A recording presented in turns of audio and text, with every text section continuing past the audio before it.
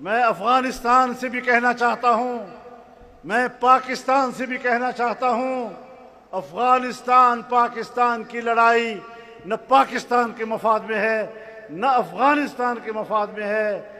ایک طرف ہم انڈیا سے لڑے، دوسری سرحد پر ہم افغانستان سے لڑے، ہم نے پاکستان کو کہاں جا کر کھڑا کر دیا۔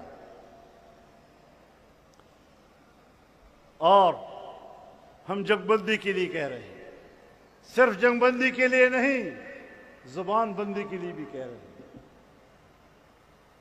ایک دوسرے کے خلاف بولنا روکو، غلط پروپیگنڈے روکو۔ ایک بھی کہتا ہے میں بے گناہ ہوں، دوسرا کہتا ہے میں بے گناہ ہوں، ایک کہتا ہے میں بھی صرف دفاعی جنگ لڑ رہا ہوں، دوسرا بھی کہتا ہے میں دفاعی جنگ لڑ رہا ہوں۔ ان چیزوں سے کام نہیں بنتا۔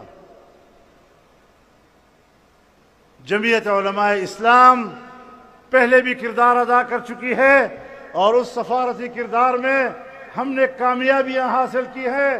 تمہاری پوری وزارت خارجہ جو مقصد حاصل نہیں کر سکی، وہ پاکستان کی ایک سیاسی جماعت نے حاصل کی۔